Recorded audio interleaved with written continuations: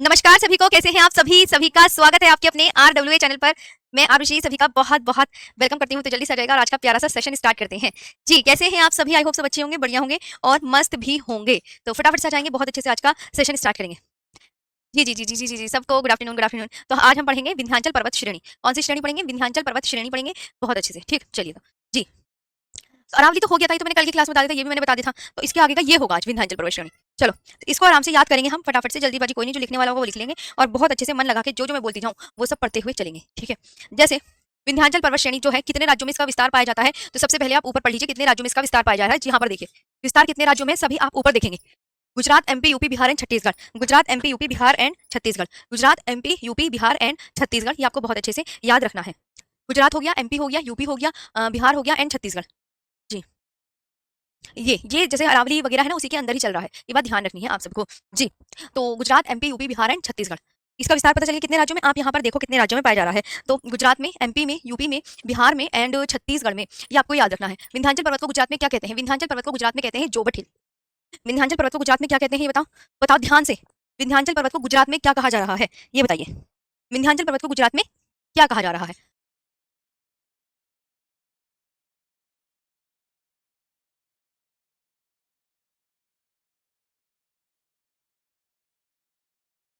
आगे आते हैं, विंध्याचल पर्वत को गुजरात में क्या कहते हैं? विंध्याचल पर्वत को गुजरात में जोबट हिल बोलते हैं। नाम पढ़ते चलो, मैं पूछ रही हूँ आपसे, आप मुझे बताते चलो। विंध्याचल पर्वत को गुजरात में क्या कहते हैं? वहां देखो सब, निगाहें किधर है आपकी? जिधर मैं कह रही हूँ उधर देखो सब।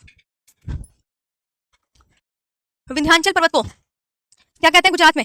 तो विंध्याचल पर्वत को गुजरात में क्या लिखा हुआ है? ये गुजरात में क्या कहते हैं, ये लिखा हुआ इधर देखो। गुजरात में क्या कह रहे हैं? जोबट हिल। और बिहार में अच्छा गौरव, बिहार में केमोर हिल कहते हैं। बिहार में क्या कहते हैं? केमोर हिल। प्लीज आप सबको ये अच्छे से याद करना है, ये आपको बहुत अच्छे से याद करना है। इसके विषय में आपको कोई पढ़ाता नहीं है, ये तो मैं आपको बहुत डिटेल से पढ़ा रही हूँ। आपको हर एक चीज ऐसी मिलेगी कि आप हर वनडे एग्जाम की, आप किसी भी एग्जाम की तैयारी कर रहे हो ना, तो सब एग्जाम क्लियर हो जाएंगे आपके। ओके जी। जी। ओके, ये आपको ध्यान रखना है कि कितने राज्यों में इसका विस्तार और एक बात और मैं बता दूं, आज तक एग्जाम में से एक भी क्वेश्चन नहीं आया है विंध्याचल पर्वत श्रेणी से। जो क्वेश्चन आए वो भी मैं आपको बताऊंगी। विंध्याचल पर्वत के दक्षिण में कौन सी नदी बहती है? नर्मदा नदी। ये वेरी इंपॉर्टेंट, ये आ चुका है एग्जाम में। ये तो आप यहाँ देखेंगे, ये विंध्याचल सबसे ऊपर। आपसे कोई पूछे विंध्याचल पर्वत ऊपर है या सतपुड़ा, तो आप क्या बोलोगे? मैं विंध्य ऊपर है और नीचे कौन सा है? सतपुड़ा। एक तो दिमाग में ये बैठा लो, सतपुड़ा ऊपर है या विंध्याचल, ये पूछा जाएगा। विनोद मेरे भाई, जो मैं आपको क्वेश्चन पूछ रही हूँ ना, वो ध्यान से आप यहाँ पर पढ़िए। तो इससे अगर आप मेरी ये वाली ज्योग्राफी कर लेंगे ना, तो आपका मैं प्रॉमिस कर रही हूँ, आपका कोई भी वनडे एग्जाम कहीं भी नहीं लेगा, सब क्लियर हो जाएंगे एकदम से। सतपुड़ा के ऊपर कौन सा पर्वत है, मुझे ये याद करके बताओ। जितना बोलूँ उतना करो। तो सतपुड़ा के ऊपर कौन सा पर्वत है? विंध्याचल। इन दोनों के बीच में कौन सी नदी बह रही है? नाम बताओ नदी का। नाम बताओ उस नदी का क्या है? और सतपुड़ा के दक्षिण में कौन सी नदी बहती है? नाम बताओ। सतपुड़ा के दक्षिण में कौन सी नदी बहती है? पूछा जाता है, ये बहुत इंपॉर्टेंट है, ये पूछा जाता है। तो याद हो गया। अब मैं आपसे कमेंट सेक्शन में कुछ क्वेश्चन पूछूंगी, आप मुझे बताते चलना। जैसे आपसे कोई क्रम पूछेगा कि विंध्याचल के नीचे क्या है? नर्मदा। नर्मदा के नीचे सतपुड़ा। सतपुड़ा के नीचे तापी। एक तो वीएनएसटी, ये वीएनएसटी का मतलब क्या है, ये आपको बहुत अच्छे से याद रखना है। तो विंध्याचल, नर्मदा, सतपुड़ा, तापी। ओके, विंध्याचल, नर्मदा, सतपुड़ा और तापी, ये आपको बहुत अच्छे से याद रखना ही रखना है।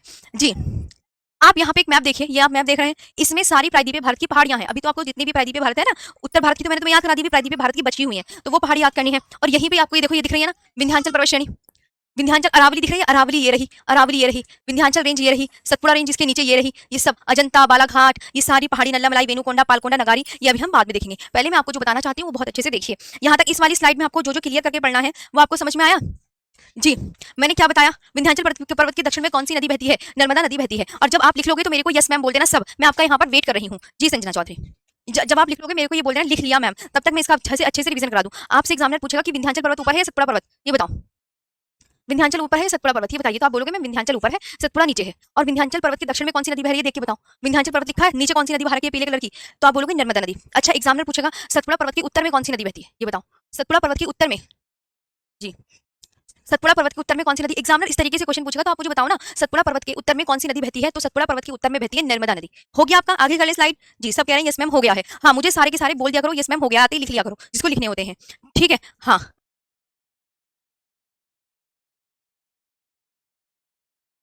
ठीक है, आगे चले। जी, ये जहाँ पे मैंने इंपॉर्टेंट क्रम लगा है याद कर लेना। इसके बाद विंध्याचल पर्वत की सबसे ऊंची चोटी बताओ। विंध्याचल पर्वत हाईएस्ट पीक तो मैंने अलग ही लिखवा रखी है। विंध्याचल पर्वत की सबसे ऊंची चोटी कमेंट सेक्शन में बताओ।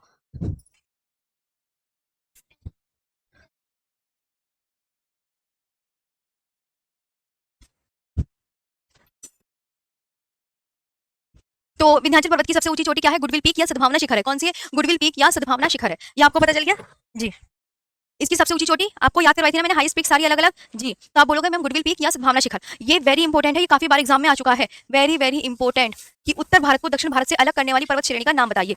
उत्तर भारत को जी, ये बहुत इंपॉर्टेंट, अगर आपने प्रीवियस ईयर क्वेश्चन नहीं पढ़े मेरे भाई विनोद, तो मैं आपको बताती हूँ, ये सब मैं प्रीवियस ईयर क्वेश्चन से देखकर लाती हूँ। मेरे पास पैट के भी प्रीवियस ईयर क्वेश्चन है, ज्योग्राफी के, एनटीपीसी के भी हैं, एसएससी के भी हैं, चाहे वो सीएचएसएल हो, सीपीओ हो या सीजीएल हो, ठीक है। ये आपको बहुत अच्छे से याद रखना है, ये आपको बहुत अच्छे से याद रखना है, ठीक है। तो इसलिए मुझे पता है कि क्या क्या एग्जाम में आ चुका है, इसलिए मैं उस चीज पर इंपॉर्टेंट दिखा देती हूँ। बाकी आपका मन, आपको याद करना है, याद कर लेना। जब आप प्रैक्टिस सेट लगाओगे ना तो आपको खुद पता चल जाएगा। तो ये एग्जाम में काफी बार पूछा गया है। देखो मैं सामने से हट रही हूँ, कि उत्तर भारत को दक्षिण भारत से अलग करने वाली पर्वत श्रेणी का नाम बताओ। जैसे ही उत्तर भारत है, ये भारत है, तो ऐसे करके कौन अलग कर रहा है दो भागों में? तो आप बोलोगे पर्वत का नाम तो विंध्याचल, और पर्वत का नाम तो विंध्याचल, और रेखा का नाम क्या है? कर्क रेखा। कि भारत को दो भागों में विभाजित करने वाली रेखा का नाम बताओ, तो रेखा तो कर्क रेखा है। लेकिन अगर पूछे कौन सा पर्वत भारत को दो भागों में अलग करता है, तो पर्वत का नाम क्या है? विंध्याचल पर्वत श्रेणी। क्या है? पर्वत का नाम बताओ कि उत्तर भारत को दक्षिण भारत से अलग करने वाली पर्वत श्रेणी का नाम, तो विंध्याचल पर्वत श्रेणी है, विंध्याचल पर्वत श्रेणी है।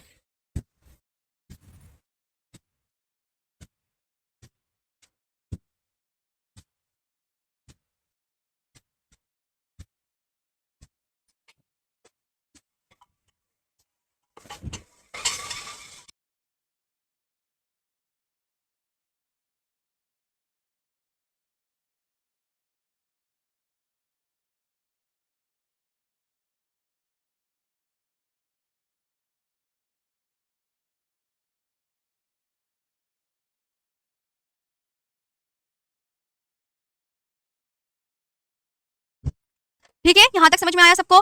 मैं सामने से, तो आपने, अगर एग्जामिनर आपसे पूछे कि भारत को दो भागों में विभाजित करने वाली रेखा का नाम बताओ, तो रेखा का नाम क्या बताओगे? कर्क रेखा। और अगर आपसे पूछे कि भारत को दो भागों में विभाजित करने वाले पर्वत का नाम बताओ, तो विंध्याचल बताओगे, सतपुड़ा नहीं बताओगे। लेकिन एग्जामिनर ये भी पूछता है कि भारत के मध्य भाग में कौन सा पर्वत है? भारत के मध्य भाग में स्थित पर्वत, मध्य भाग में स्थित पर्वत बताओ कौन सा है?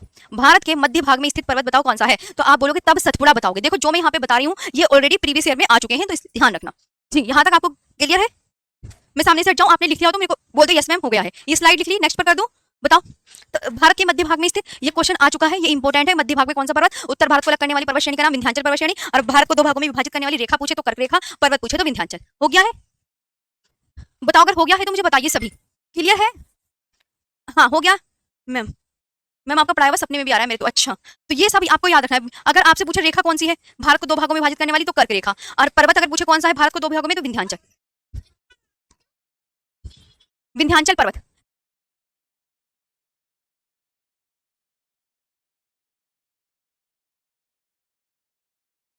यहाँ तक क्लियर हो गया जी? यस मैम, तो ये याद कर लेना। आ जाओ, अब सतपुड़ा पर्वत श्रेणी को कितने भागों में बांट के पढ़ते हैं? जैसे तीन भागों में बांट के पढ़ते हैं सतपुड़ा पर्वत। ये अब नेक्स्ट सतपुड़ा पर्वत है ना, ये कौन सा आ गया? सतपुड़ा पर्वत के विषय में आ गया, विंध्याचल पर्वत खत्म हो गया है। यहाँ आप हेडिंग डालोगे सतपुड़ा पर्वत,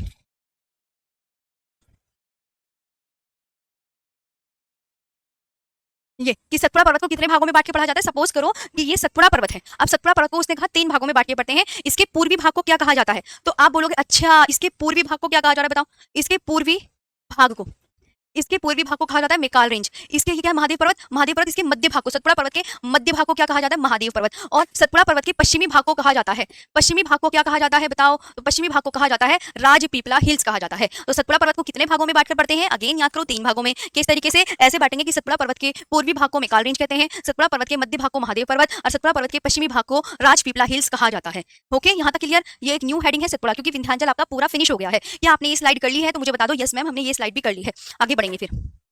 इस तरीके से मैप बनेगा। कभी आप मैप में परेशान हो, जैसे ये है, ये एक ऐसे मैंने लाइन खींची और ये मैंने यूं कर दिया था, ठीक है, ऐसे यूं कर दिया, तो ये सतपुड़ा पर्वत बन गया है ना, ये सतपुड़ा बन गया। अब सतपुड़ा पर्वत में यहाँ पे मैंने तीन डॉट लगाए, तीन डॉट कुछ इस तरीके से 1 2 एंड 3, कि इसके पूर्वी भाग को क्या कहते हैं, इसके मध्य भाग को, इसके पश्चिमी भाग को, तो वो मैंने आपको यहाँ पर बता दिए हैं।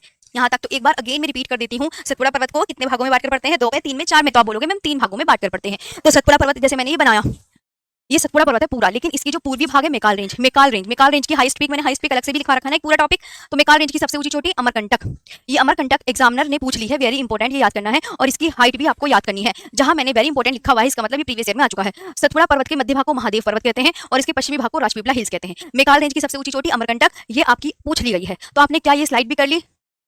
गर्व उपाध्याय नहीं, गर्व जो मैं बता रही हूँ विंध्याचल अलग करता है, क्योंकि विंध्याचल पर्वत ऊपर है ना सबसे जी।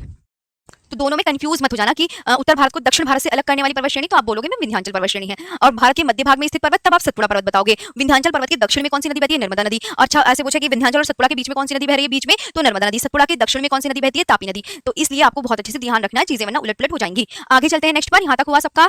जी लिख लिया आपने? लिख लिया तो बता दो ना, तभी तो नेक्स्ट स्लाइड करूंगी। आप सब मेरे से बोलोगे मैं तभी तो नेक्स्ट स्लाइड करूंगी, अदरवाइज नहीं करती, मैं यहीं पे खड़ी रहती हूँ। हो गया आपका? यस मैम बोलो। सभी यहाँ ध्यान दे रहे हैं? जो मैं आपसे कमेंट सेक्शन में क्वेश्चन पूछ रही हूँ, क्या आप उसका आंसर कर पा रहे हो अपने दिल से? दिल से करना है कि मेकाल रेंज की सबसे ऊंची चोटी मैंने क्या बताई? आपने तो किसी ने सुनी भी नहीं होगी। मेकाल रेंज की सबसे ऊंची चोटी आप कमेंट सेक्शन में बता सकते हो, अमरकंटक। इसकी हाइट भी एग्जाम में पूछी जाती है, 1065 मीटर हाइट की। जी 1065 ही है, गलत नहीं याद करनी। आगे आते हैं सतपुड़ा पर्वत। तो सतपुड़ा पर्वत के पश्चिमी भाग को क्या कहते हैं? जैसे ये सतपुड़ा पर्वत है, तो सतपुड़ा पर्वत के 3 भागों में बांट के पढ़ते हैं, तो पूर्वी भाग, मध्य भाग और पश्चिमी भाग। तो आप बोलोगे पूरब में क्या है? तो आप बोलोगे क्या? मेकाल। क्या है?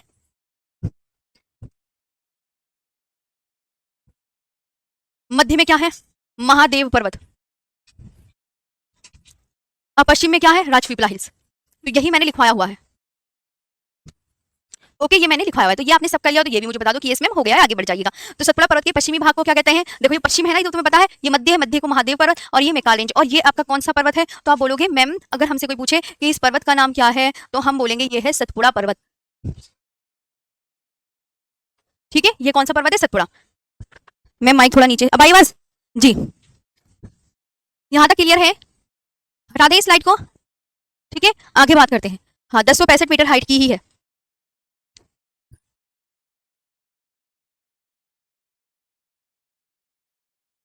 आते हैं मैम, आप इतना रिवीजन करा देती हैं कि याद हमें बार बार आप याद करा देते तो याद हो जाता है।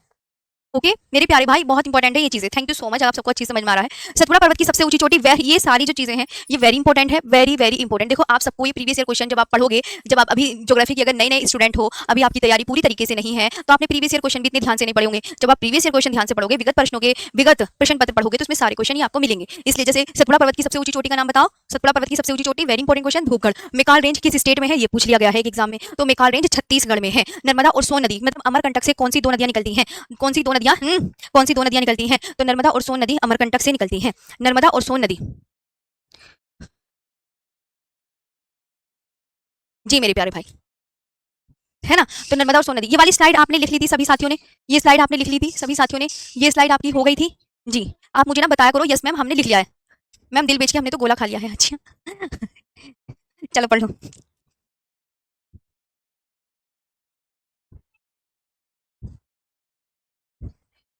हो गया यहाँ तक? यस मैम हो गया, हमने ये लिख लिया है। अच्छा ओके थैंक यू, आपने लिख लिया। तो ये वाली इंपॉर्टेंट चीज याद कर लोगे एक बार, अगर आपने ये स्लाइड भी लिख लिया तो मैं बता दो। जी यस मैम, सब थम्स अप कर रहे हैं। नेक्स्ट वर्ड चलते हैं। जैसे सतपुड़ा पर्वत की सबसे ऊंची चोटी बताइए क्या है? तो सतपुड़ा पर्वत की सबसे ऊंची चोटी मैंने आपको क्या बताई? धूपगढ़ है। सतपुड़ा पर्वत की सबसे ऊंची चोटी धूपगढ़ है। और मेकाल रेंज किस स्टेट में? आप प्लीज आप ना ये ध्यान रखो, मैं आपसे क्वेश्चन करूँ, अगर मैं आपसे क्वेश्चन बोला करूँ तो आप मुझे आंसर लिखकर दिखाया करो कमेंट सेक्शन में। जैसे मैंने अभी पूछा कि हाँ जी राघव मौर्य, हिल्स अलग होती हैं, पहाड़ी अगर आपको इतनी ऊंचाई पर मिल रही है तो पर्वत आपको इतनी ऊंचाई पर मिलेंगे, पर्वत आपको यहाँ मिलेंगे। पर्वतों से छोटी नीची हाइट पर होती है पहाड़ी यहाँ मिलती है, तो पर्वत बहुत ऊंचाई पर मिलते हैं। ये डिफरेंस होता है दोनों में। जी जी तो मेकाल रेंज किस स्टेट में है? जरा स्टेट का नाम पढ़ो सबके सब एक बार ना, आप अपनी ही निगाहों से इस बोर्ड में लिखे हुए शब्द देखा करो, तो ताकि आपकी आंखों में बस जाए कि मेकाल रेंज छत्तीसगढ़ में है। जरा इधर देखो सब, जहां पर मैं ये यहाँ पे बताया करूँ, दिखाया करूँ। अच्छा नर्मदा और सोन नदी कहाँ से निकलती है? इस पर फोकस करना है, इस पर, अमरकंटक से। और सतपुड़ा पर्वत किन 2 नदियों के बीच में है? ऐसे क्वेश्चन पूछ लिया जाता है कि नर्मदा और तापी के बीच में कौन सा पर्वत है। तो आप कंफ्यूज होंगे विंध्याचल और सतपुड़ा में कि विंध्याचल होगा पता नहीं सतपुड़ा होगा। विंध्याचल होगा तो मैंने आपको बताया कि सबसे ऊपर विंध्याचल है ना, उसके नीचे आपको याद रखना है सतपुड़ा है। अब सतपुड़ा और विंध्याचल के बीच में ये नर्मदा है, ये फोकस करना है। और यहाँ पे तापी, इसमें ही आप इतने से ही चीजें गलत कर जाओगे कि नर्मदा और तापी के बीच में कौन सा पर्वत, कि आपको पता था सतपुड़ा पर्वत है? आप ये ध्यान से सोचा करो। अच्छा और सतपुड़ा पर्वत की सबसे ऊंची चोटी बताओ क्या है? तो आप बोलोगे धूपगढ़ है। यहाँ तक क्लियर हुआ सभी को? जी यहाँ तक क्लियर हुआ सभी को? ये बताओ मैम, यहाँ तक क्लियर है? नेक्स्ट स्लाइड कर दूं? आप मुझे ये भी तो बताओ साथ में कि नेक्स्ट स्लाइड कर दीजिएगा मैम, बताइए। ओके ये भी कर लिया मैम हमने, आगे चलिएगा प्लीज। हो गया जी, thank you so much. Okay यहाँ तक याद हो गया? जहाँ पे मैंने ग्रीन कलर का आपसे अंडरलाइन किया हुआ है वो प्लीज आप जरूर जरूर याद करना है। ओके जरूर जरूर याद करना है यहाँ तक, कि इसमें मैं आपको थोड़ा अच्छे से याद रखें। जी आगे आते हैं सतपुड़ा पर्वत के बारे में क्या बात करनी है। सतपुड़ा पर्वत देखो, नेक्स्ट हेडिंग है सतपुड़ा पर्वत है। सतपुड़ा पर्वत किस पर्वत का उदाहरण है? ब्लॉक पर्वत। ब्लॉक पर्वत का दूसरा नाम क्या है? भ्रंशोत पर्वत। इसका ब्लॉक पर्वतों का निर्माण कैसे होता है? तो निर्माण होता है दरार या भ्रंश से। तो ये दरार कैसे पड़ती है? जैसे सपोज करा हमने, कल्पना करिए पृथ्वी है, तो पृथ्वी में यहाँ दरार पड़ गई, इन 2 हिस्सों में यहाँ दरार पड़ गई। अब यहाँ जो इन 2 हिस्सों में दरार पड़ी, तो इसकी जो आसपास का ये वाला एरिया था, ये वाला बीच वाला पोर्शन उठ के ऊपर आ गया, दरार पड़ के ऊपर उठकर आ गया, तो ये ऊपर उठकर आ गया है। है, तो इसको ही बोलते हैं ब्लॉक पर्वत या भ्रंशोत पर्वत। जी, तो ब्लॉक पर्वत जो है तनाव या खिंचाव की शक्तियों के द्वारा, खिंचाव के कारण धरातलीय भागों में क्या पड़ जाती है, धरातलीय भागों में दरारें, ये दरारें पड़ गई, दरारें या भ्रंश पड़ जाते हैं, जिससे धरातल का कुछ भाग क्या हो गया, ऊपर उठ जाता है बीच का। दरारों के समीप ऊंचे उठे हुए भाग को ही क्या कहते हैं, तो इसे ही ब्लॉक पर्वत कहते हैं। इसे ही क्या कहते हैं, इसे ही ब्लॉक पर्वत कहते हैं। ओके, इसे क्या कहते हैं, इसे ही क्या कहते हैं, इसे ही ब्लॉक पर्वत कहते हैं। तो अगर आपने ये स्लाइड लिख ली हो तो मेरे को बता दो, आप जितनी जल्दी लिखोगे मैं तभी चेंज करूंगी। अगर मेरे पे यहाँ पे आंसर आता है लिख लिया मैम, आप लिख लो सब, प्रीति प्रभा कमल लिख लो आप सब। ओके जी,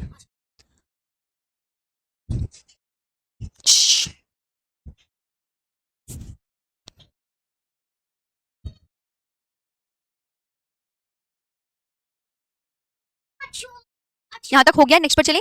ओके डन मैम, हो गया। रक्षाबंधन की बहुत बहुत आपको भी, आपको भी हो गया है ना। तो ब्लॉक पर्वत पता चल गया ना कौन सा, कि दरारों के द्वारा, दरारों के द्वारा जो ऊपर उठ गया भाग है उसको ही पर्वत कहा जाता है ना जी। आगे, अब ब्लॉक पर्वत, when the earth crust cracks due to tension और compression, folding takes place and block mountain form. अब न्यू हेडिंग आती है छोटा नागपुर पठार, अब न्यू हेडिंग आती है छोटा नागपुर पठार, न्यू हेडिंग आती है छोटा नागपुर पठार, न्यू हेडिंग आती है छोटा नागपुर पठार। मोस्टली ये पार्ट पड़ता है मुख्यतः झारखंड में, लिख लिया तुमने, very good Ravinder. Record class है, नाम बुलवाना चाहते हो तुम, अच्छा। मुख्यतः झारखंड में है, ये बात याद रखना, मोस्टली इन झारखंड में। छोटा नागपुर पठार की जो हाईएस्ट पीक है वो क्या लिखी हुई है, यहाँ पर देखो, छोटा नागपुर पठार की जो हाईएस्ट पीक है क्या लिखी हुई है, नाम इधर देख के खुद पढ़ो, तभी आपको आएगा याद करके समझ में, वरना नहीं आएगा। चीजें इधर उधर दाएं बाएं ना देखो, प्लीज कॉन्सेंट्रेट हेयर। तो सबसे ऊंची चोटी पारसनाथ चोटी है। दामोदर नदी छोटा नागपुर पठार की सबसे लंबी नदी है। अच्छा, छोटा नागपुर पठार की सबसे लंबी नदी को मेंशन करो, क्या है, इस पे याद करना है।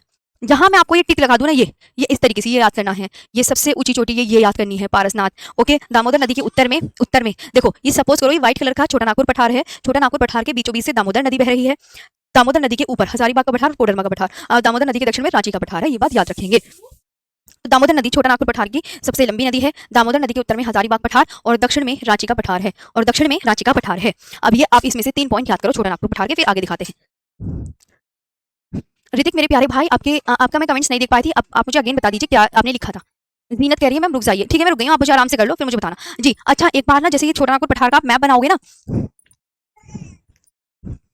छोटा नागपुर पठार का आप मैप बनाओगे, तो जैसे ये बनाया आपने, है ना, छोटा नागपुर पठार है, समझ लो ये CNP, इसके बीचों बीच से कौन सी नदी बह रही है, इसके बीचों बीच से बह रही है दामोदर नदी। कौन सी नदी बह रही है, दामोदर नदी बह रही है। कौन सी नदी बह रही है, दामोदर नदी बह रही है। तो उत्तर में आपके यहाँ पे इसके 2 पठार मिलेंगे, ये और नीचे कौन सा मिलेगा, रांची का पठार। तो इस पठार का नाम क्या है, तो आप बोलोगे रांची का पठार।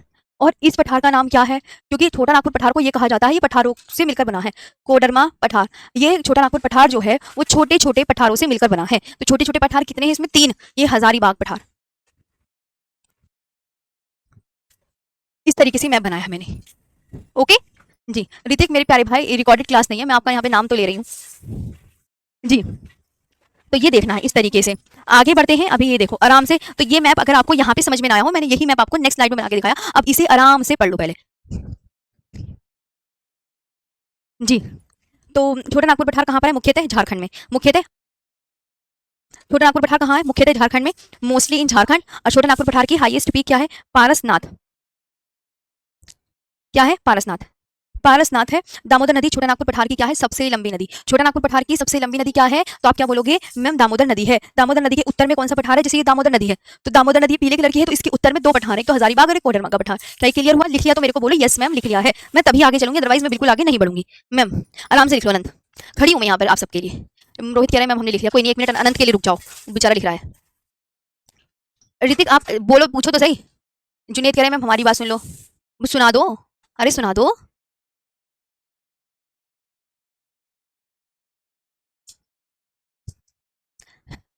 लिख लिया आप सबने, अब तो देखो मैंने टाइम भी खड़ी हो गई यहाँ पे।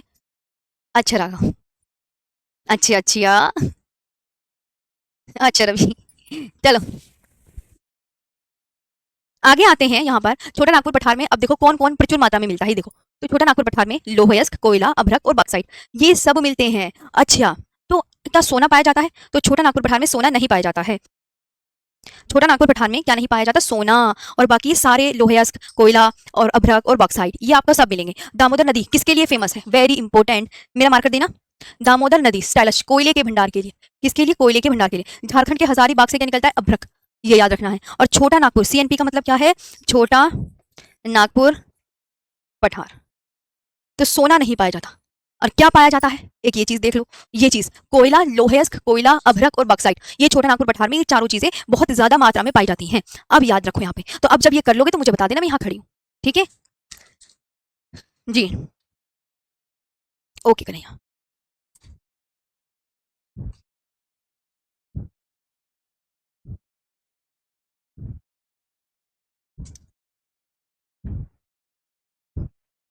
जी यहाँ तक हो गया सबका, तो मेरे को बता दो कि मैम लिख लिया है। और हाँ, कल क्लास नहीं होगी, कल मेरी हाँ, कल अगर आपको आना है तो कल मेरी शाम में 7 बजे भी क्लास है। जी, शाम में 7 बजे भी क्लास है। मैं आपको एक बात बता दूं, एनटीपीसी का जो एग्जाम दे रहे हैं ना बच्चे, तो उनके लिए इंपॉर्टेंट प्रैक्टिस सेट है, यानी कल भी वो क्लास है और संडे में भी वो क्लास है, 2 दिन वो क्लास होगी। जी, तो अगर आपको आना है तो शाम को 7 बजे भी मेरी क्लास आप ज्वाइन कीजिएगा। ओके, चलो यहाँ तक आपको क्लियर है? Okay, thank you. आगे बढ़ते हैं। तो छोटा नागपुर पठार में क्या नहीं पाया जाता? सोना नहीं पाया जाता।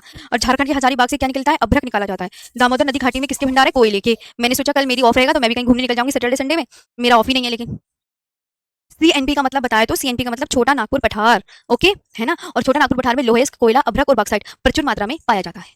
ये हो गया। चलो अगले पर चलते हैं। अब एक बार ये मैप देख लो। इस मैप में बहुत चीजें हैं। अब इस मैप को मैं यहाँ पे समझाती हूँ। जैसे ये मैंने बनाया, अगर आपसे कोई पूछे ये वाली लाइन कौन सी है, इस वाली लाइन को क्या कहा जाता, तो इस वाली लाइन को कहा जाता है पूर्वी तट। ये पूर्वी तट। अगर इस वाली लाइन को पूछूं ये क्या है, ये क्या है, तो आप बोलोगे ये पूर्वी घाट। ये पूर्वी घाट। अब बीच में जो खाली जगह बच रही है इसको क्या बोलते हैं? बीच में जो खाली जगह बोल रही है इसको बोलते हैं पूर्वी तटीय मैदान। तो इनमें सब में अलग अलग चीजें हैं, प्लीज इस पे कॉन्सेंट्रेट कर लीजिएगा कि पूर्वी तटीय मैदान किसे कहते हैं, ये किसे कहते हैं। तो आई होप आपको फिर चीजें क्लियर हो जाएंगी जी।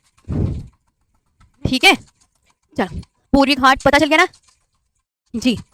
अच्छा, फिर मैं पूछूं, अच्छा दोबारा बताओ मुझे, जैसे मैंने ये मैप बनाया, इसमें ये वाली रेखा कौन क्या है, तो आप बोलोगे मैम इस रेखा को बोलते हैं पूर्वी तट। पूर्वी तट। इस वाली को क्या बोलते हैं? इसको पूर्वी घाट। आपको याद हो गया होगा, तो 3 बार दिखा दिया। और बीच वाले पोर्शन को क्या बोलते हैं? बीच वाले पोर्शन को ये क्या बोलते हैं? तो आप बोलोगे पूर्वी तटीय मैदान। पूर्वी तटीय मैदान। ये अब देखो, ठीक है। तो इनमें अब ऐसे ही आपका पश्चिम की तरफ है कि इसे तो पश्चिमी तट बोलते हैं, इसे पश्चिमी तट, इसे, इस वाले को पश्चिमी घाट, इसे पश्चिमी घाट। और बीच वाले पोर्शन को क्या बोलते हैं? इसको इसको बीच वाले को पश्चिमी तटीय मैदान। ये लिखा हुआ बीच वाले को पश्चिमी तटीय मैदान, अंदर लिखा हुआ है कि इसे पश्चिमी तटीय मैदान बोलते हैं। क्या आपको ये भी क्लियर हो गया है कि किसको तट बोलते हैं, किसको तटीय मैदान बोलते हैं और किसको घाट बोलते हैं? जी जी, यहाँ तक आपको याद रखना है। एनटीपीसी के तो एग्जाम चल रहे हैं। हाँ निशी बताइए क्या बात है। मैम आप मेरी बात ही नहीं सुनती, ऐसे थोड़ी लिखो, आप कमेंट सेक्शन में कमेंट्स लिखा करो, जो पूछना होता है। ऐसे कितने बच्चों के कमेंट्स देखेंगे?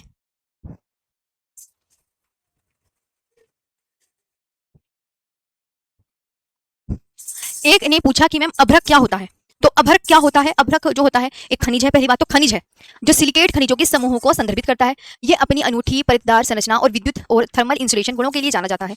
जो अभ्रक का यूज है वो इलेक्ट्रॉनिक्स, निर्माण सामग्री, सौंदर्य प्रसाधन और दवाई में किया जाता है जी। अभ्रक में पोटेशियम, सोडियम, लिथियम जैसे क्षारीय पदार्थ मिले होते हैं।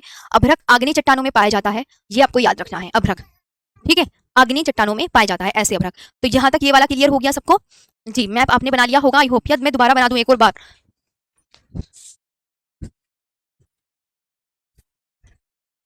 जी अरे अरे, आगे यहाँ तक जी। जी, पठार भी करवाऊंगी, टेंशन मत लो। पठार, पश्चिमी तटीय मैदान, पूर्वी तटीय मैदान सभी करवाएंगे। तो यहाँ तक आपको समझ में आया? आपको पढ़ाना है, पिटाई कर देंगे वो, ठीक है जी। पठार मोहिनी गुप्ता टेबल की शेप जैसा होता है, टेबल की शेप जैसा। जब मैं जिस दिन पठार पढ़ाऊंगी उसी दिन तो बताऊंगी जी। ठीक है, यहाँ तक समझ में आया? तो ये आपको देखो, मैंने आपको अगेन बताती हूँ, जैसे कुछ इस तरीके से, कुछ इस तरीके से, जैसे यहाँ पे मैंने ये मैप बनाया, तो ये आपको बहुत अच्छे से ध्यान रखना। ये और ये क्या है, तो आपको पता होना चाहिए कि मैम ये वाला जो है ये है पूर्वी तट, ये वाला पश्चिमी। लाइन की बात करूँ, लाइन की, और ये मोटी सी जो लाइन है ये पश्चिमी घाट है। मोटी सी जो लाइन है ये पश्चिमी घाट, और ये पूर्वी घाट, और बीच का ये वाला जो बचा ये, और ये जो बचा बीच में, तो ये पूर्वी तटीय मैदान है। और ये पश्चिमी तटीय मैदान बीच वाला।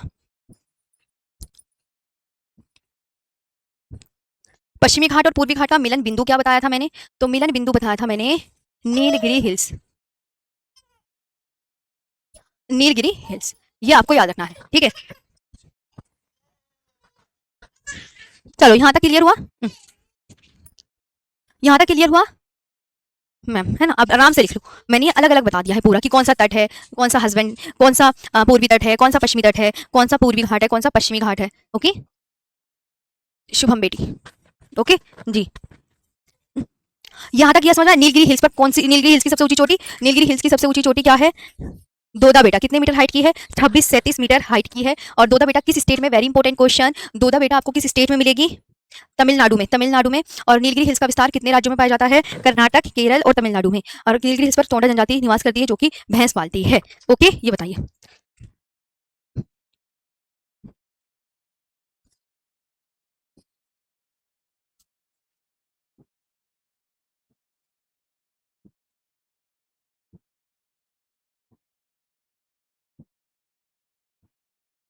लिख लिया सबने? चलो अब इसके आगे जो हम पढ़ने जा रहे हैं वो है भारतीय मरुस्थल।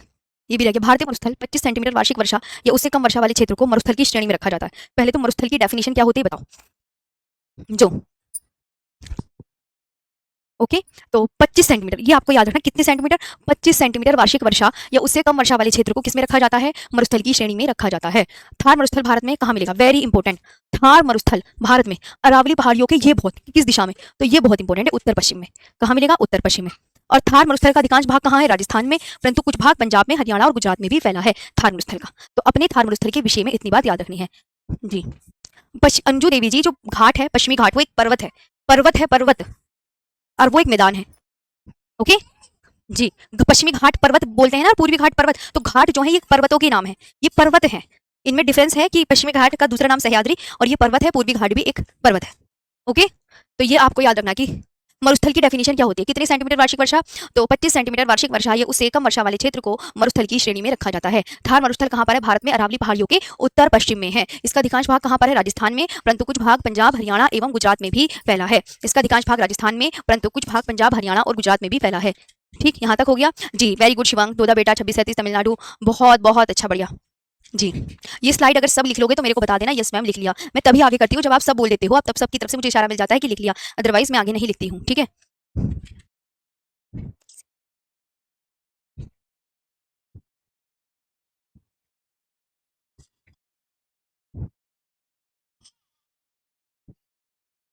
हो गया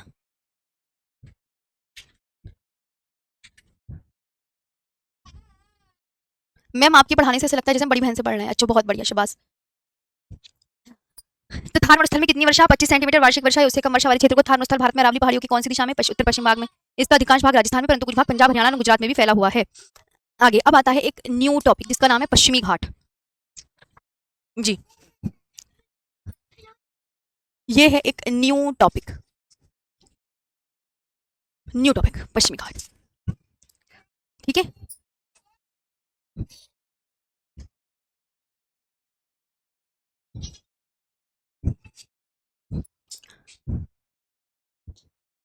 पश्चिमी घाट वाला कल करवाऊंगी, ठीक है। ओके बढ़िया, शाबाश। सेशन कैसा लगा मुझे बताओ।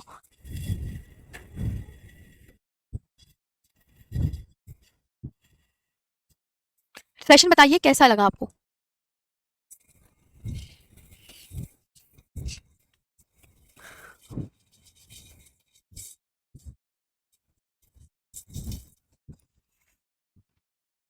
जो इंपॉर्टेंट है वो भी मैंने आपको बता दिया है कि यहाँ पर ये इंपॉर्टेंट है, आपको ये याद करना है। चलिए बाकी अब कल पढ़ाएंगे। आज का सेशन बता दीजिए कैसा लगा। आई होप सबको अच्छा लगा। प्यारी सी कमेंट्स करके बता दो जी, सभी प्यारी सी कमेंट्स करके बता दो। सिलेबस आप टेंशन मत लो, सिलेबस में अपने अकॉर्डिंग पढ़ा ही रही हूँ, हो जाएगा जल्दी। हाँ। अच्छा मेरी बेटी को आप टकी बोल रहे हो, देखो कितने गलत शब्द हैं। कुछ बच्चे नहीं सुधरेंगे भाई, कुछ बच्चे नहीं सुधरेंगे। आज के बाद नहीं दिखाऊंगी, चिंता मत करो तुम।